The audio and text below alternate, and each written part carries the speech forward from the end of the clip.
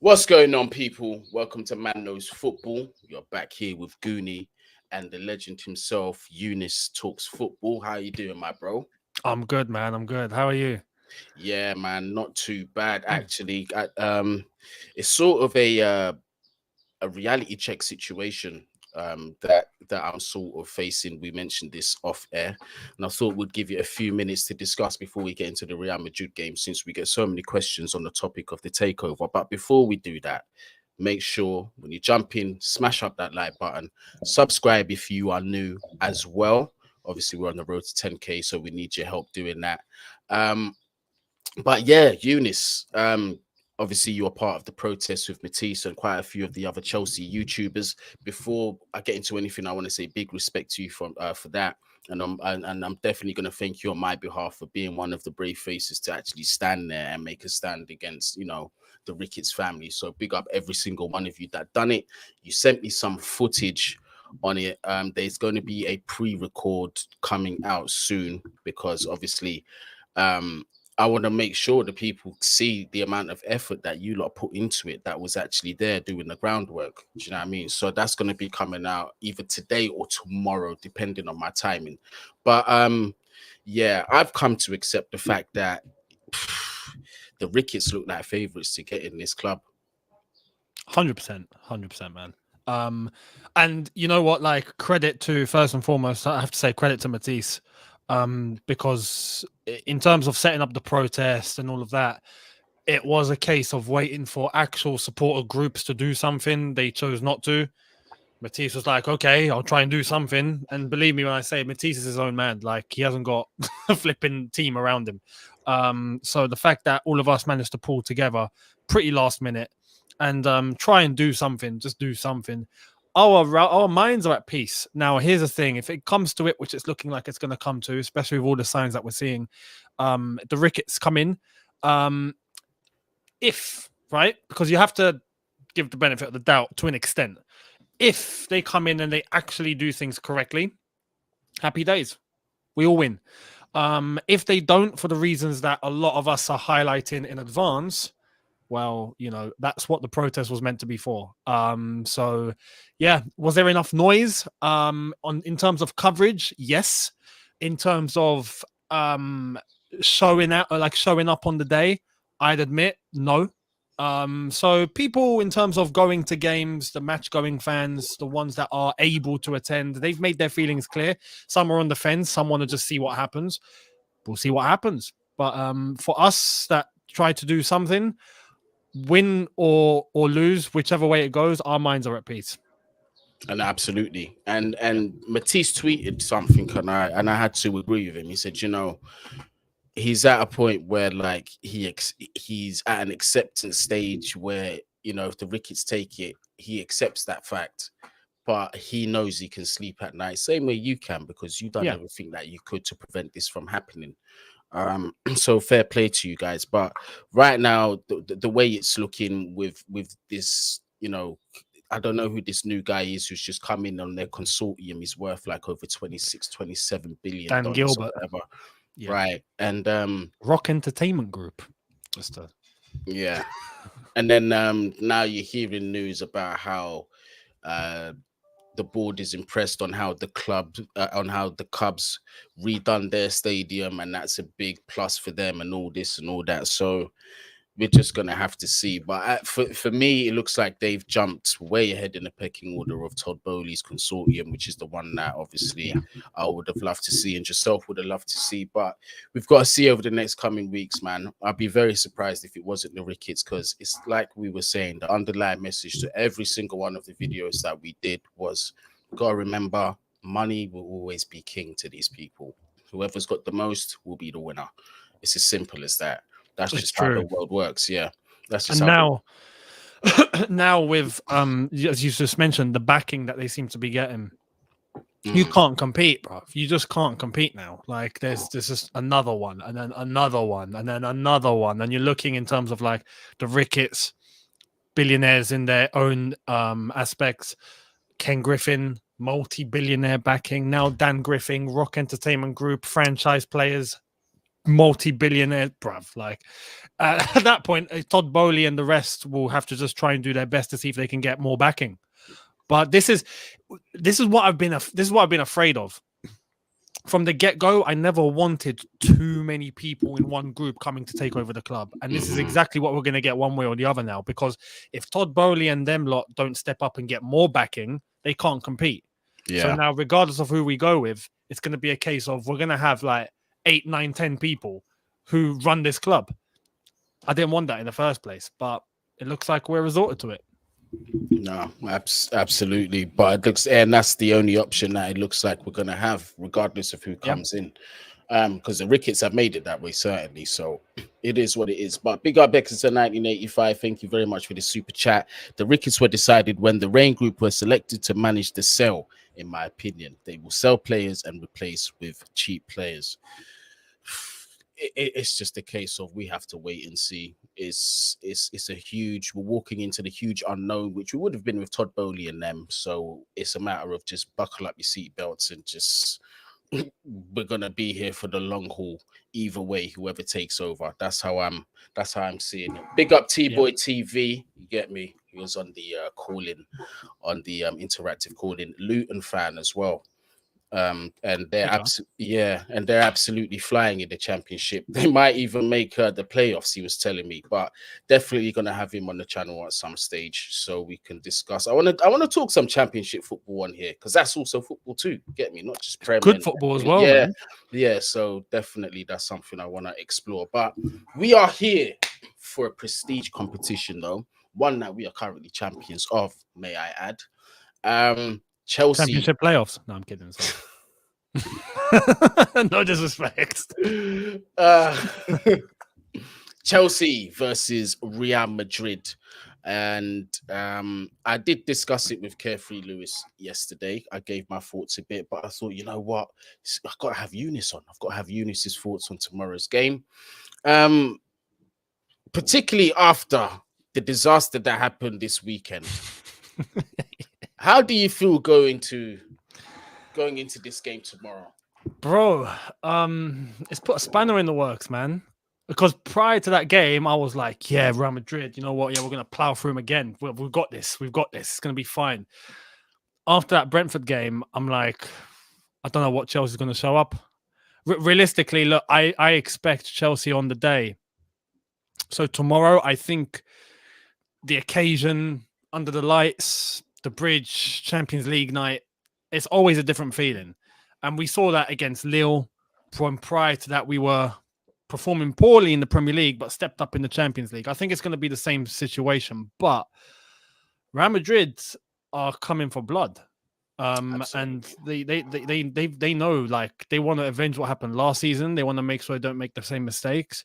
They're going to be away from home first. So try and take an advantageous result at the bridge to take to the Bernabeu, even though there's no away goals, but just to get a good result. I've got one side of me that's telling me that, you know what, we're going to step up. It's going to be different. The Brentford game is a blip. It's not going to be anything like that. We'll win.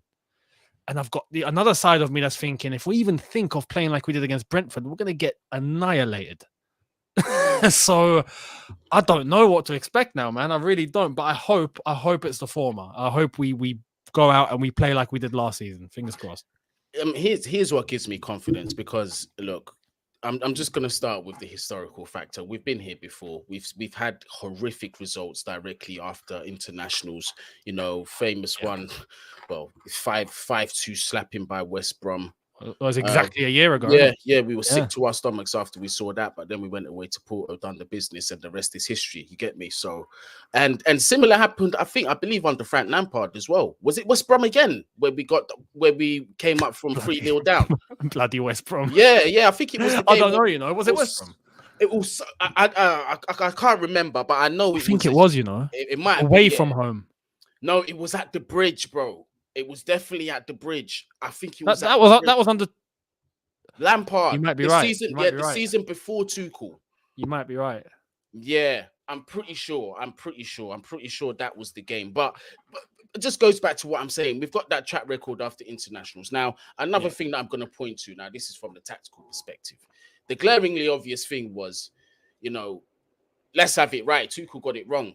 As soon as you saw the lineup, first of all, it was a back four. You've got Marcus Alonso at left back. You've got Azpilicueta at right back.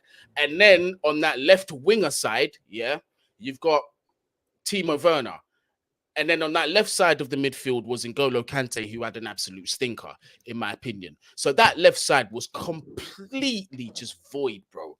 Completely void. Any kind of link-up play, any kind of cohesive defending, any kind of positional awareness was just non-existent on that side. So, of course, for Brentford, it was easy. And the fact that Ruben Loftus-Cheek was playing as the deepest midfielder a lot of the time, when you've got N'Golo Kante on the field, it made no sense to me. So, for me, it was just a horrible, horrible day in the office.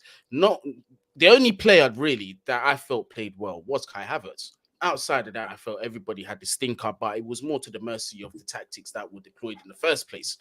So even Rudiger, who scored a smasher. Yeah, that's what I mean. And it summed it up. Listen, for me, right, the fourth goal was really the one that summed it up. Although I was fuming at the second, because it was just like moths to a flame. Three of them was just attracted to the wing, and then Eriksen was just left wide open. But then the fourth one, you got two of the best performing centre backs in Europe. You can't kick the ball away. I just said, you know what? It almost made me feel like, it gave me relief. It was like, this was meant to be. Yeah, it was just one of those days. It was meant to happen. This is not happening again. So that's how I felt. That and I still feel that now. So going into Real Madrid, obviously we're gonna have to go with that back five. There is no chance of going with a back four. We're gonna have to go with that back five. Yeah, completely. At the same time, even Real Madrid, like we can flip the script here a little bit. Look at the Real Madrid performance against Barcelona.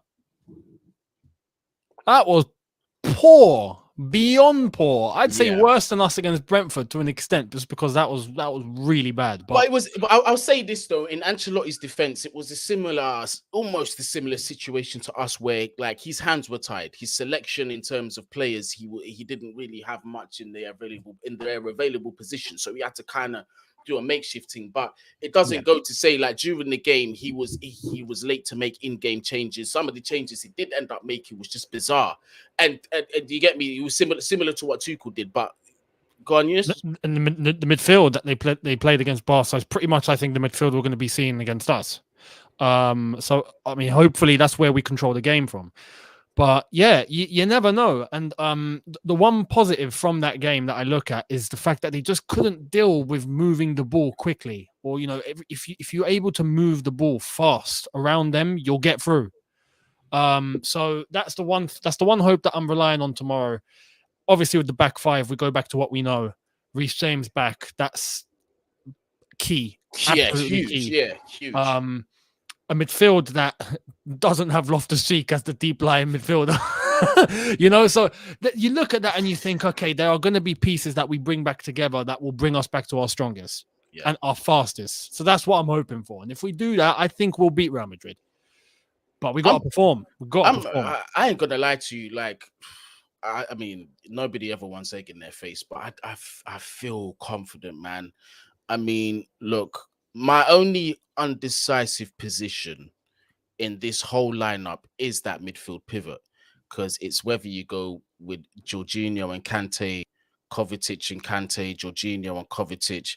That's what I'm not sure about. But for this, I wanted to ask you, Mason Mount, obviously being key in both legs last season, I think is going to be one of the first team names on the team sheet.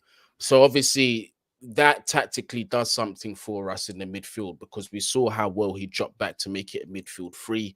Timed his counter press to come out of that midfield free, go back to his original attacking position and start pressing out wide with their wide centre backs.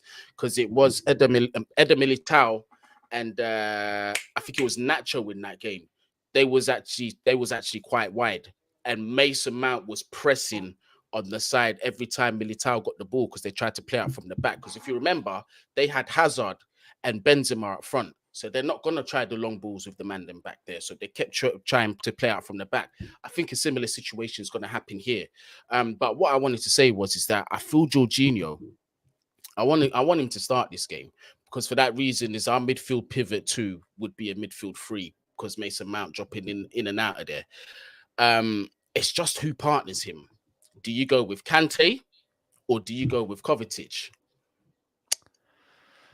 It's tough because, as I've said, I think a key to winning this game is going to be how fast we move the ball, Mhm. and that's Jorginho. That's what I mean. If you want somebody to control, dictate tempo, dictate the pace, and another thing he did as well, Younes, in the last game, is that he was picking up Luka Modric in those deeper spaces. Because again, if you remember, they didn't really have that defender at the back that could play out well from the back. So it's either Cruz that had to drop back quite deep, or Modric that had to drop back quite deep, and Jorginho was picking them up pretty well. So that's why I would trust him for this as well, outside of his ability to dictate possession and tempo.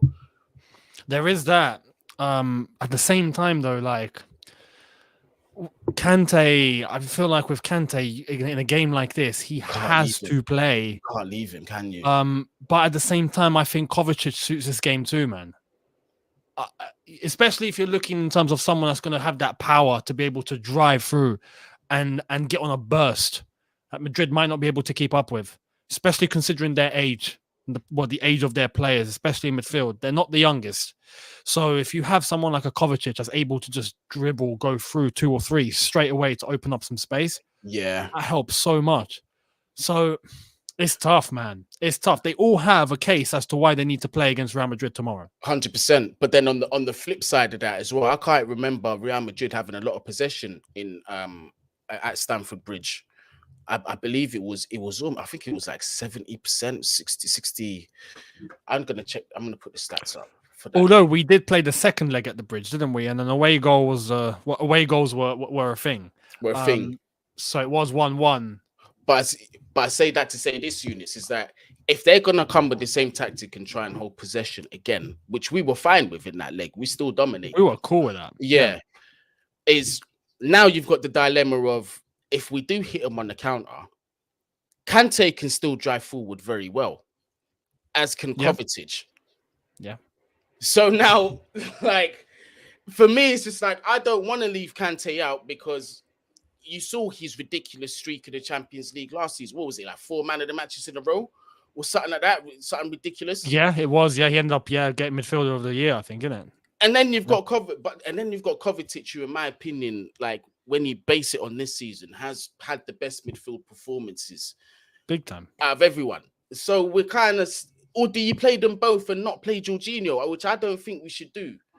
This is the thing. If those two, this is for me, the deciding factor is if those two are able to move the ball in a similar fashion as to how we would if we had Jorginho on the pitch, then Jorginho doesn't start. That's the only deciding factor. If they can't, then we might need to see who we put on the bench. But it's tough. It's tough though, man. Tuchel's got a job. He's got a job. Yeah, but it's a good headache to have. It's a good headache to have. Yeah. It's also something you can switch in mid-game, depending on how it's going. That's what I was going to say. Yeah. I was, because obviously the first leg being at Stamford Bridge, I'd want it to be positive and us trying to get goals. Now, this is the thing, is either one of the players, because I think Real Madrid are going to come with a possession thing again. So either one of them, I think, in terms of what they offer attacking wise, especially in a counter attack, are almost as strong as each other. That's my opinion. But for the interest of that, I would start with Kovacic and Jorginho. If we do go up, we then bring on N'Golo Kante as a measure to just close off the game and just help with the pressing and just cut off the passing lanes in like the second half or whatever. I don't know. I'm just flinging ideas out here, bruv. But outside of the midfield, we'll come back to that midfield pivot, because that one's a bit of a selection headache. But let's go through a lineup. Obviously, the big man's in goal, Mendy. My centre-back trio would be Thiago Silva, Rudiger, and Christensen. Yeah, I agree. On that right flank, on that right wing, obviously, Reece James goes there. On that left, I'm going to give Marcos Alonso another go, because he's playing left wing back this time. Yeah. And he does offer a significantly better goal threat on that side than what Azpilicueta would if we were to play him as the left wing back. So I'm going to keep him there. I also think more of a goal threat than Saul and Sarr. So I think he's the best option to have there. The pivot we'll come back to. Give me your front three. It's tough, man. Because for me, I think Pulisic needs to play this one. 100%. This is the game where he came to life as well. It is. Yeah. At the same time, Mason Mount is the debate.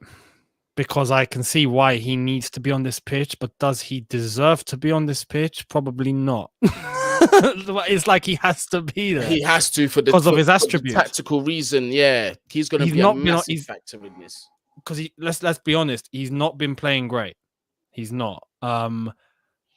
You'd look at a Ziyech, for example, and go, yeah, he'd cause mayhem. But yeah, on a tactical level, just in terms of energy and the counter press, yeah, you want Mason on the pitch. So I look at Pulisic and I look at Ziyech, and I think Pulisic is probably the more important one for tomorrow's game. So I'd go Pulisic, Mount, and Kai Havertz up top. 100%. That's the exact same one I would have gone for, because but Ziyech is a funny one. Because I was gonna say with Ziyech, like, you can't rely on him to press, but on his day, he presses like a dog to a bone when he wants to. He does, and his work on the ball can be sometimes magnificent. In a Champions League game, especially on the ball, sometimes he can be unparalleled. But if you want, but Mace doesn't sometimes. It's the flip. So it's what he brings off the ball. It's mad. If you want, but for me, I feel like in a game like this, if you want guarantees on who's going to bust the guy, it's going to be Mace. Yeah, it's going to be Mace. Yeah, so my front three would be now. Here's the other dilemma: is do you move Pulisic to the right wing and put Mace on the left, or do you put Mace on that right wing and keep Pulisic on that left? Nah, keep Pulisic on that left and go with Mace on that right wing. Yeah, because if you're pressing, it doesn't really matter in terms of what side on the pitch you're on. If your main attribute or your reason as to being on the pitch is to press or counter press, that's a pure athletic attribute. Yeah, and on the ball. So right or left, it's the same. Just go and cause havoc. Yeah, and that trio tends to rotate anyway. If they keep into switching or interlinking, then that's fine as well. It's going to be everybody's responsibility, really, but they're going to be looking to Mace to be the one to really initiate that press. So yeah, he's going to be key in that lineup. Plus, if he has to shift over to the left to help out there, he has got Reece James to protect him in behind on the right-hand side, whereas on the left, he'd have Alonso, and I don't really trust that. So yeah, I'd put Mason on the right. Facts. No, facts. Let's talk a little bit about Real Madrid and the threat that they pose. I'm not going to start with the obvious one. I'm going to start with the other obvious one, and that's Vinicius Jr. Okay. Last season, he was, in my opinion, nowhere near as good as what we've seen from him this season. My concern is that whether he plays... Oh, no, he plays on the right side now. Or the left. Hold on. Is he going to be coming up against Alonso? No, he's not. He's going to be on the other side. I think he's on the left. So he'd be coming up against Reece. Okay, cool. Yeah, because that was my worry. But if they decide to interchange as well, because what we had last season to keep him quiet was Ben Chilwell. And we was quite strong on that left side. Yeah. But even with Vinicius... this is my personal opinion, and I hope it doesn't come back to bite me. He does not scare me one bit. None at all. Because is he a good player? Yes. On his day, can he do something magnificent? Yes. But when it comes to the big games, he hasn't impressed. And I look in terms of last season, this season, when he comes into a game where it's against a top team, he's silent. So I look at this and I think, no, you know what? Every time I watch him as well, it's weird. When he's playing against, decent opposition or lower table opposition, yeah, he can bang in a goal, 2 goals, sometimes even a bit more. He can assist. He's got that speed, which is obviously his main attribute. But in a big game, you look at the amount of chances sometimes he fluffs. And it's like, nah, you don't scare me. In terms of pace, now if he was against Alonso, I'd be concerned if just how much he's going to be bombing down past him. Absolutely. But with Reece James will have him in his pocket. And that's an assurance that I have already. He Yeah, doesn't scare me. and then you got the trio just in behind Reece James in case anything goes wrong. So Yeah. it's not gonna be an easy day in the office, especially imagine you've got Kante in that midfield, then you've got that midfield trio to deal with, then you've got Reece James to deal with. I feel pretty confident, to tell you the truth. The only one to look at that will create havoc is obviously going to be Benzema. And Benzema is a baller. Like, do you know who else as well? I ain't gonna lie to you. All the Ronnies has named one player that I rate really, really highly, Rodrigo. That boy there, you see that boy there? I would love to have him at Chelsea. The fact that he's 100%. on the bench at Real Madrid is wild to me. It's crazy, but it's Real Madrid, isn't it? it's the elitism at that club, bruv. There's no shame being on a bench at Real Madrid, but for me, I reckon he's gonna have a bright future if he makes the right move to a good club. But even him, Ancelotti does like to bring him on as a sub. He can be very dangerous too. But I just think with that trio, Christensen, Thiago Silva, Rudiger, we barely ever concede with them three as well. Got to remember, when them three are together, it's hard for any team to score against us. So I respect the threats. And then obviously you've got Benzema. Now, you see with Benzema, what makes him different is that he's a threat from everywhere. That's what makes him so difficult, because it's difficult to account for somebody like that. Because look, if if you try and stop him from coming in the box, you give him any respectable distance, 30, 35 yards out, he's going to ping it. We saw that last year in Spain. We didn't play at the Bernabeu. It was somewhere else we played. It was there. But do you remember that effort that he took outside the box that hit the post? Yeah. This is what I'm saying. So I'm just pointing to that example. And with him, he plays that false nine role as well. So you're going to see him drop deep into that midfield and play make from there. Now, why I brought him up is because it brings us back to the pivot now, because we haven't selected the pivot. And that was purposely why I wanted to leave it. So we had an example of like a key player who's going to come into that midfield. And who are we going to need to address that? Now, this is where I say Kante is going to be key.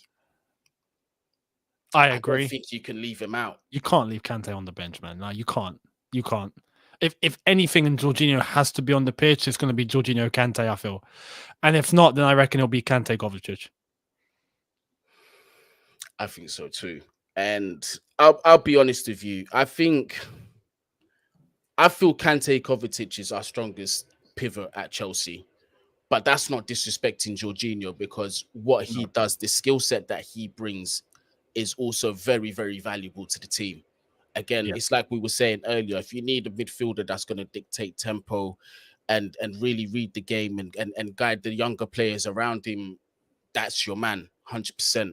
Yeah. But, when you need to be industrious, you need to be, winning tackles, busting the gut, making transitions on the counter attack and all that kind of dynamic stuff. Kante and Kovacic are your pairing, 100%.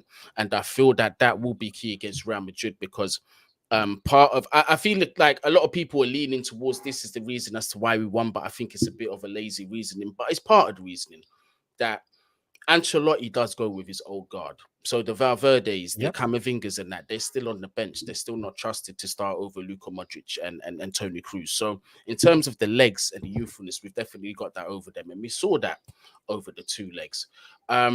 So yeah, I'm confident of a result, to be honest with you. I don't want to be overconfident because it's Real Madrid. I've got to respect on what they've done in the competition and who they are. Do you know what I mean? But it's just when, with all factors considered and the things that we've just spoke about, I've got no reason to not feel a sense of confidence going into this game. So absolutely. What would your prediction be for the first leg? That's tough, I feel like I'm trying to be honest here, and not just put any bias on it just because we're Chelsea. But I honestly think it's going to be either a 1 or 2-0 tops to Chelsea. You think we're going to clean sheet them? I think so. My gut is telling me 1-0, though. I don't think it's going to be something huge. Although if it's more than that, happy days. But I think we'll probably take a 1-0 and then maybe try and get a 0-0. If we listen, Younes, if we clean sheet Real Madrid at Stamford Bridge, that is going to be a massive, massive statement. I think at the Bridge we will. I'm worried about the Bernabeu. The Bernabeu, probably not. If we clean sheet them at Probably the Bridge, I still think we get enough to go through at the Bernabeu. I reckon. I hope so. So. But the motivation for tomorrow should be to pack out Thibaut Courtois. Have you seen him as well? Have you seen how he's changed this tune as well? You seen it, yeah? He's trying to beg it now. He's like, oh yeah, we're playing Chelsea, very, very respectable team in the Champions League. Knockout experts in that. I still have many friends at Chelsea. Do you fuck, mate? No one likes you at the club. Bro, Nobody likes you, bruv. He even said that he hopes tomorrow fans are not going to boo him, and he's only saying that because last season he was lucky that there were no fans in attendance. Mm-hmm. So this season he's going to have to deal with the wrath, and if he's wanting that promise, he ain't going to get it because look, they are going to boo him, and rightfully so. Yeah, exactly. So he's shook now. He already knows. Hey, I need to see that shithousery from Rudiger again. Oh, mate. Oh, bruv. Last season he gave us some legendary moments, and one of them that it wasn't against Real Madrid. It was Suarez. Him and Suarez. Did you see how he rattled Suarez over both legs professionally? He's so. Oh, I love this guy. He needs to stay at the club for goodness' sake. Keep him at the club. Bro, he's wonderful, man. He's wonderful in every sense of the word. But yeah, tomorrow I hope he does something to Thibaut Courtois. And on top of that, Eden Hazard's going to be in attendance, I'm guessing. So if Hazard's cool though. Hazard's all right though. I'm saying absolutely. What I'm saying is, if he can do what he did last season, and after the game do the whole handshake thing, and then we can get the tic tac thing going again over at El Chiringuito, that would be fantastic. Yeah, Hazard had some balls. Yeah, that's how you know he loves it. Could you imagine? Yeah, look, I'm gonna put this to the chat. Imagine having such balls, right? You're at the biggest club in the world, Real Madrid. You've just been knocked out to Chelsea, a team you used to play for, and you're not putting in the performances either. And you've blatantly just said to the team, "I'm happy you went through. Please win the Champions League." What a fucking legend. We love you, Eden Michael Hazard, for doing that. What an absolute legend. Just had to put that in perspective. My score prediction for the game, actually, I said 2-1 yesterday. I do think they score, but I still think we win. And I think at the Bernabeu it'll be 1-1. And I reckon we go through 3-2. I just want to respect Real Madrid because, listen, the Real Madrid last season was nowhere near as good as this one. We also have to accept that as well. Yeah. But that's not to say that we're not better than we were last year, you know? So it's a Chelsea thing to get into these sort of situations and make it through the other end, isn't it? On top of that, we know Ancelotti might not be there.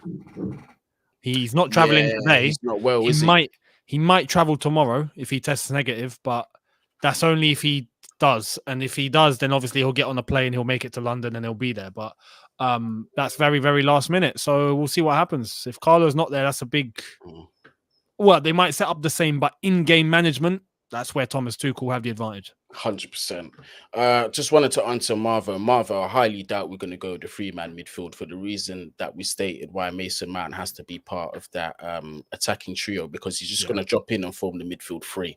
So I don't think we're going to see... On paper, we're going to see the pivot, but you're going to see a lot of the three in the midfield with Mason in there, especially in the defensive phases. So yeah, remember, a lot of in-game tactics. And people got to remember, although you see one formation on the paper, we may not finish the game with that same formation, especially with Thomas Tuchel. So just bear that in mind too. But yeah, Younes, we've done about 35 minutes. And to the people that were asking if there's the League Gunner show today, I think you wanted to reschedule for 6 o'clock, was it? Yeah, but he hasn't got back to me anyway, so I don't know if that's actually happening. So we're not. It isn't great. I'm not entirely sure if I'll be able to make it for 6. I might have something going on at that time, but if I don't, then you can probably catch me and Younes there. We are on the road to 10K. Please, if you are new, hit that subscribe button, smash that like button as well. I'm gonna plug a few things. Yesterday, I done the Back Again podcast with Zar and Troops. Thank God Arsenal got spanked yesterday by Crystal Palace because that, Reality. We're back. yeah. They're back. Oi, Arsenal are back. Eunice, I needed that so badly. I needed that so badly because I was like, I've got to go to the podcast off a 4-1 battering at the Bridge from Brentford, and if these guys win and hold that top 4 position, it's gonna be long. Thank goodness, they You got got Palace. absolutely spanked. You got Vieira. They got spanked by Palace. I did turn up for the watch along after the second goal went in. I was like, I'm not gonna miss this in person. got to meet Troops' kids for the first time. Trey and Carter had a laugh with them. Absolute legends, the both of them, man. I ain't gonna lie to you, they are funny, man. But it was a good day yesterday. Done that, so make sure you check that out on Back Again later on. As for here, I think I may be done for the evening and back tomorrow for the watch along, Real Madrid versus Chelsea. And actually, Troops will be joining me for that watch along, so make sure you do not miss that. But Younes, what have you got coming up today? So later on, preview for tomorrow's game, obviously Chelsea Real Madrid. And then into tomorrow. It's going to be the same normal schedule in terms of that watch along, the review, and then looking forward to the games that are coming after that and keeping up to date with what's going on at the club and all the ownership stuff and all of this. So, that's basically it for today, though. Preview later on for this game. Yeah, make sure you lot stay tuned for that. And I thought this comment was quality. The funniest thing was Guehi showing White what a true well-rounded centre-back looks like. Absolutely. Die up, Maguire, White. This half-decent Gammon Hyde needs to stop. Shout out to Charles Dickens. Oh, bruv. Shout out to Stu MC, though. What a comment that is. But, man, listen. All of our social details are down there in the description. I've made them very easy for you, all clickable links. So for Younes' socials, they're all down there. His channel, if you're not for some reason subscribed, you live under some rock or Planet X somewhere, it's down there. My social details, gone. Just let you know, I think Lee Gunner's saying it is on. So yeah, there you go. I think it's on. So there you go. But yeah, man, wherever you are, whatever you're doing, please make sure you do stay safe.